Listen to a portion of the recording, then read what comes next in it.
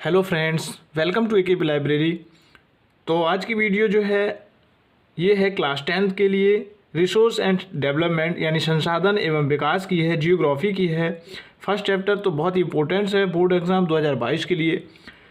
तो ये शुरू करते हैं, क्योंकि इतिहास जो है रटने पर नहीं समझने पे आती है, तो इसलिए रटे नहीं और उसको समझें।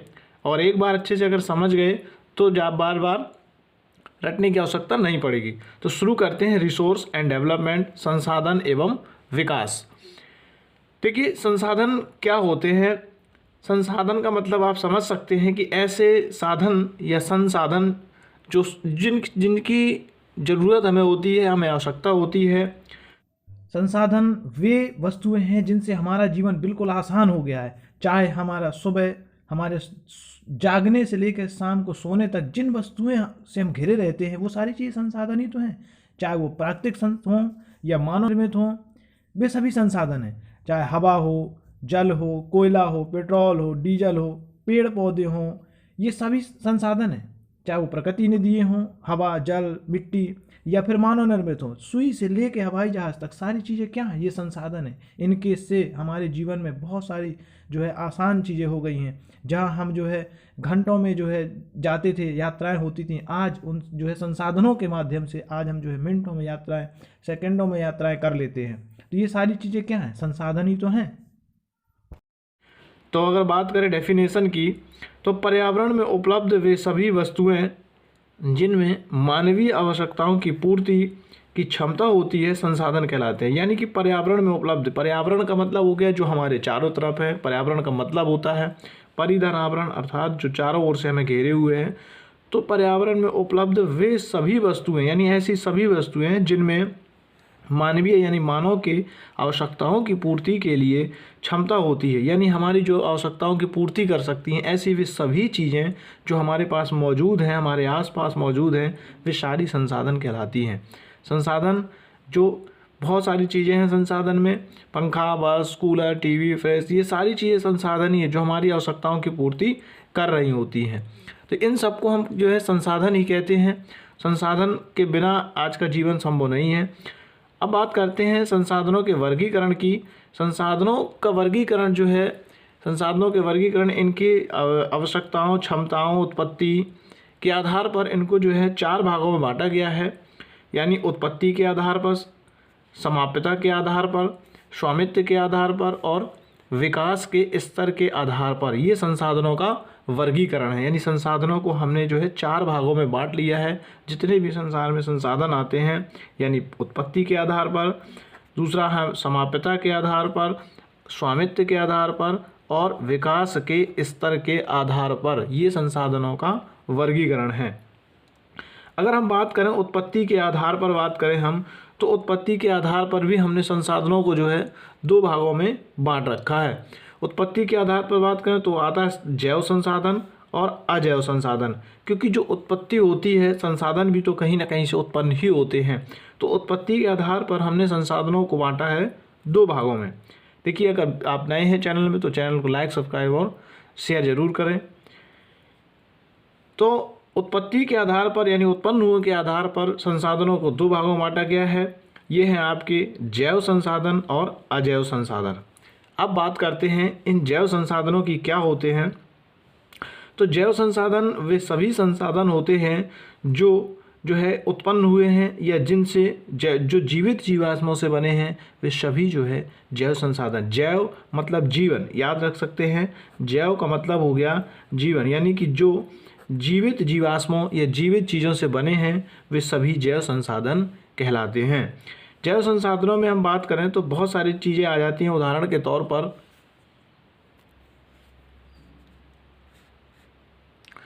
तो जैव संसाधन की अगर बात करें तो जैसे बहुत सारे हैं, मनुष्य है, पशुधन है, वनस्पतियां हैं, कोयला है, पेट्रोल है, वे सारे संसाधन, क्योंकि ये हमें जीवित रूपों से प्राप्त होते हैं या जीवित वस्तुओं के क्षय होने से प्राप्त हुए हैं, इसलिए इनको हम जैव संसाधन कह देते हैं। यानी कि जैव जो जीवित रहे हैं। अगर अजैव संसाधन की बात करें तो अजैव संसाधन ऐसे संसाधन होते हैं जो निर्जीव वस्तुओं से बनते हैं। अजैव जिनमें जीवन नहीं होता, अजैव मतलब बिना जीवन के, ना जीवन, जिनमें जीवन है ही नहीं है, ऐसी चीज़ों से बने संसाधन अजैव संसाधन कहलाते हैं।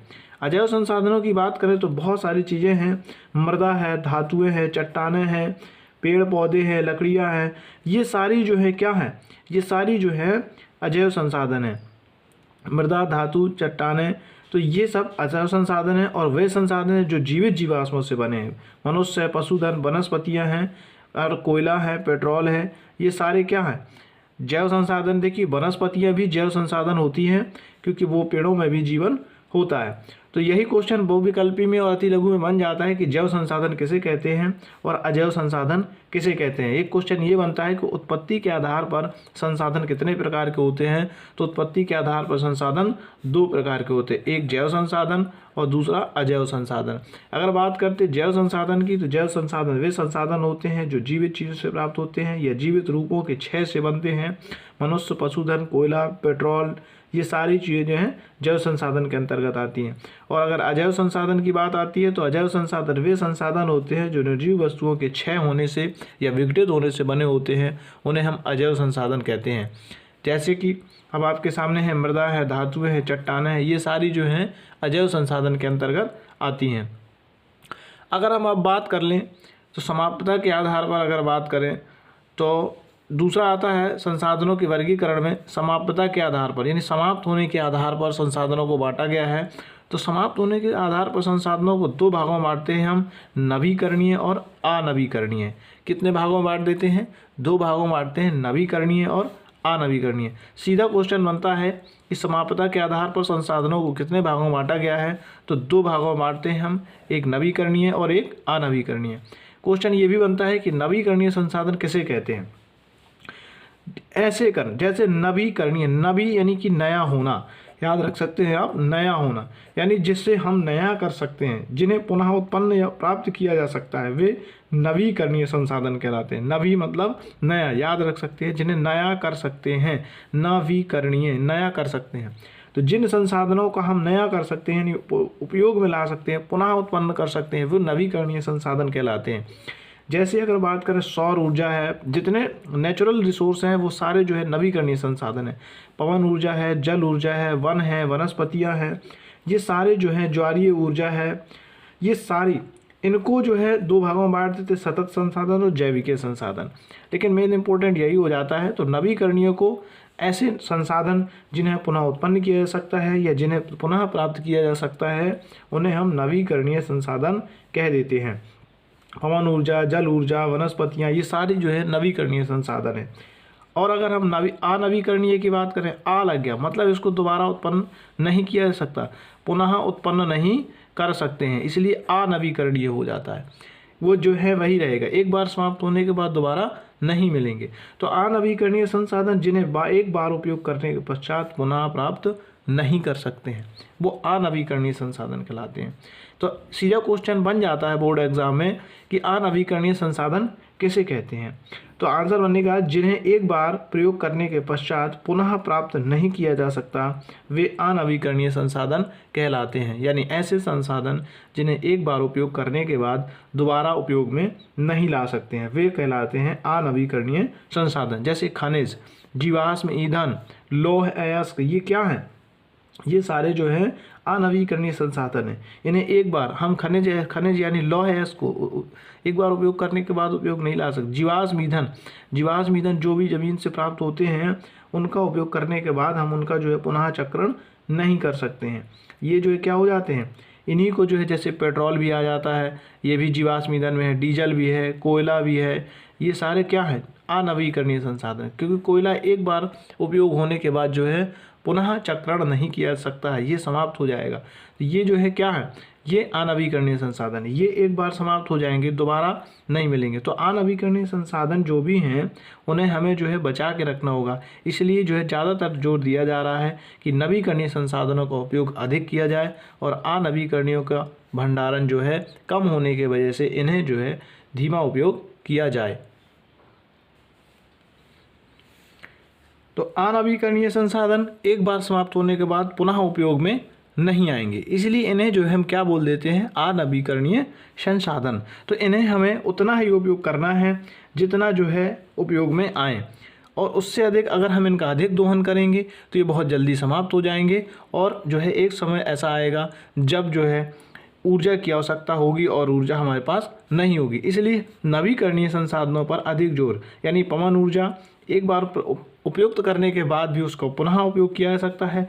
जल ऊर्जा का भी कर सकते हैं, वन है, वन्य जीव हैं, इसी में आ जाता है। ज्वारीय ऊर्जा भी आती है, ज्वारीय ऊर्जा जो लहरों से, सागरों से प्राप्त होती है, ज्वारीय ऊर्जा है। ये कई सारी ऊर्जा हैं जिन्हें हम जो है उपयोग कर सकते हैं, बार बार उपयोग कर सकते हैं, इसलिए ये नवीकरणीय रिसोर्स कहलाते हैं।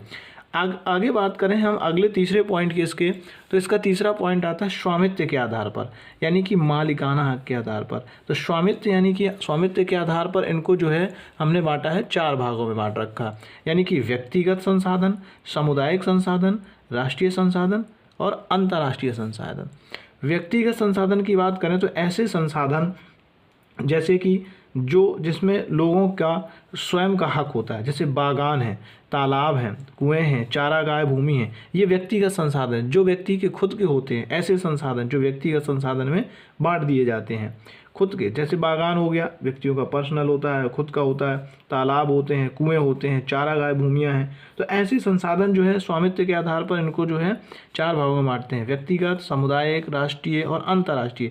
इनके नाम से ही याद आ रहे हैं कि व्यक्तिगत मतलब ऐसे जो किसी व्यक्ति के होते हैं, बागान है, तालाब है, कुएं हैं, चारागाह भूमि। दूसरा आता है इसका समुदायिक।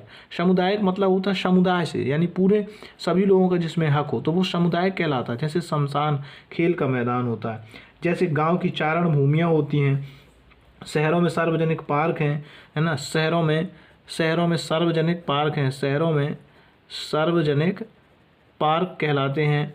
और बहुत सारे हैं शहरों में जो सार्वजनिक पार्क, वो क्या होते हैं, पूरे सामुदायिक तरीके से होते हैं, वो सारे लोगों का उपयोग कर सकते हैं, किसी एक व्यक्ति का अधिकार नहीं होता है, तो वो सामुदायिक संसाधन कहलाते हैं।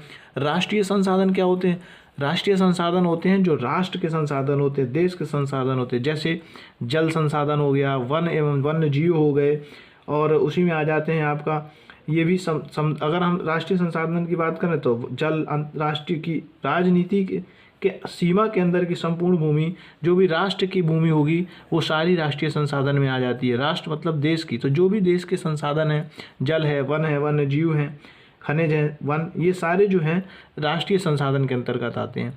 अगर हम बात करें अंतर्राष्ट्रीय संसाधन की, तो अंतर्राष्ट्रीय संसाधन यानी ऐसे संसाधन हो जाते हैं जो पूरे संसार इसके अंतर्गत आ जाता है। यानी कि कह सकते हैं कि तट रेखा से, यानी कि जो समुद्र होता है, समुद्र के तट रेखा से जो है जितने भी खुले 200 किलोमीटर की दूरी के बाद खुले जो महासागर हैं, उनको जो है वो क्या कहलाते हैं, वो महासागरीय संसाधन के अंतर्गत आते हैं, यानी अंतर्राष्ट्रीय संसाधन जिनका सभी लोग जो है उपयोग कर सकते हैं। तो इस तरीके से जो है स्वामित्व के आधार पर संसाधनों को जो है कितने भागों में बांटा गया है, 4 भागों में। व्यक्तिगत, जहाँ पर किसी भी व्यक्ति का पर्सनल अधिकार यानी खुद का अधिकार होता है, व्यक्तिगत संसाधन कहलाते हैं। दूसरा सामुदायिक, यानी कि जिसमें सभी लोगों का एक साथ उपयोग करने का अधिकार होता है, वो सामुदायिक संसाधन कहलाते हैं। सामुदायिक संसाधन के अंतर्गत बाद आता है आपका राष्ट्रीय संसाधन। तीसरा होता है राष्ट्रीय संसाधन, यानी जिसमें राष्ट्र का अधिकार होता है, देश का अधिकार होता है, वो राष्ट्रीय संसाधन कहलाते हैं। और अगर बात करें अंतर्राष्ट्रीय संसाधन, अंतर्राष्ट्रीय यानी ऐसे संसाधन जो कि जिसमें पूरे राष्ट्रों का, सारे देशों का अधिकार होता है, वो अंतर्राष्ट्रीय संसाधन। जैसे खुले बड़े बड़े महासागर, वो अंतर्राष्ट्रीय संसाधन के अंतर्गत आते हैं, जिसमें सारे देश जो है एक साथ किसी भी चीज़ों का, वस्तुओं का उपयोग कर सकते हैं, तो वो आता है अंतर्राष्ट्रीय संसाधन के अंतर्गत। अब बात करें अगर विकास के स्तर के आधार पर, तो विकास के स्तर के आधार पर संसाधनों को 4 भागों में बांटा गया है, यानी कि संभावी संसाधन, विकसित संसाधन, भंडार और संचित कोष। तो इस तरीके से हमने जो विकास के स्तर यानी जिनका हमने विकास कर लिया, इसके स्तर पर हमने 4 भागों में बांट रखा है। तो अगर हम बात करें संभावी संसाधन की, तो संभावी संसाधन ऐसे संसाधन जिनमें भविष्य में जो है जिनसे ऊर्जा प्राप्त करने की पर्याप्त संभावना है, उन्हें हम संभावी यानी जिनसे संभावना है, ऐसे संसाधनों को जो है हम संभावी संसाधन कह देते हैं। ये भी क्वेश्चन बन जाता है कि विकास के स्तर के आधार पर संसाधनों को कितने भागों में बांटा गया है, या ये पूछ सकते हैं कि संभावी संसाधन किसे कहते हैं। ज़्यादातर क्वेश्चन अति लघु और विकल्प में ही बनते हैं। तो अगर संभावी संसाधन की बात करें तो ऐसे जो है बहुत सारी जगह पर ऐसी संभावनाएं हैं जहां से हम जो है हम ऊर्जा उत्पन्न कर सकते हैं। जैसे हम बात करें गुजरात और राजस्थान में जो है पवन ऊर्जा और सौर ऊर्जा की जो है उत्पादन करने की अपार संभावना है, पर इनका उचित विकास नहीं हुआ है। अगर यहाँ पर हम पवन ऊर्जा और सौर ऊर्जा के जो है उत्पादन करें तो बहुत मात्रा में जो है विद्युत उत्पादन की जा सकती है, पर इसके लिए अभी जो है क्या है कि पर्याप्त मात्रा में विकास नहीं हो सका। तो इसलिए इनकी सिर्फ संभावना है, आगे भविष्य में इनका अभी कोई जो है उपयोग नहीं हुआ है। अगर विकसित संसाधन की बात करें तो ऐसे संसाधन जिनका हमने उपयोग कर रहे हैं, जैसे कि हम बात करें पेट्रोल और कोयला की, इनका जो है हम पर्याप्त मात्रा में उपयोग कर रहे हैं और ये जो है विकसित हो चुके हैं, इनकी गुणवत्ता इनकी मात्रा का निर्धारण कर चुके हैं। तो ये विकसित संसाधन है, इनका पूर्णतः उपयोग हो रहा है, ज़्यादातर उपयोग हो रहा है। तो इसीलिए इनको जो विकसित संसाधन कर सकते हैं, क्योंकि ये ज़्यादा उपयोग में लाए जा रहे हैं। अगर भंडार की बात करें तो भंडार ऐसे हैं जैसे मान जिस चीज़ों का हमारे पास भंडार है लेकिन हम इसका उपयोग नहीं कर पा रहे हैं क्योंकि हमारे पास इन चीज़ों को निकालने की तकनीकी नहीं है। जैसे कोयला और पेट्रोलियम, और यह कह सकते हैं जैसे जल है, तो ये जो है दो गैसों का ज्वलनशील गैसों जैसे हाइड्रोजन व ऑक्सीजन का यौगिक तो है, लेकिन इसको बनाने के लिए हमारे पास अभी तकनीक नहीं है। तो जल के भंडार तो पर्याप्त है। तो इसलिए भंडार मतलब ऐसी बहुत सी चीज़ों के हमारे पास भंडार है लेकिन इनका उपयोग हम नहीं कर सकते अभी। संचित कोष की बात करें अगर, तो संचित कोष में मतलब जमा हुआ, तो ऐसी जैसे नदियों का जल विद्युत करने में प्रयोग किया जा सकता है। यानी जल की हमारे पास कोई कमी नहीं, नदियों तालाबों झीलों में बहुत सारा जल जमा है, संचित के रूप कोष के रूप में रखा है, लेकिन इसका उपयोग हम अभी नहीं कर सकते, जिसका प्रयोग नहीं किया जा रहा। तो ये हमारे पास संचित कोष है, ये संचित संसाधन कह सकते हैं। इनमें ज़्यादातर क्वेश्चन जो है बन जाते हैं जैसे स्वामित्व के आधार पर। तो स्वामित्व के आधार पर पूछ देता है कभी कभी कि संसाधन कितने प्रकार के होते हैं, व्यक्तिगत है, सामुदायिक है, राष्ट्रीय है, अंतर्राष्ट्रीय, ये कहलाते हैं जो है व्यक्तिगत स्वामित्व के आधार पर संसाधन। और अगर समाप्ता के आधार पर पूछेगा तो नवीकरणीय और अनवीकरणीय, उत्पत्ति के आधार पर तो जैव और अजैव संसाधन कहलाते हैं।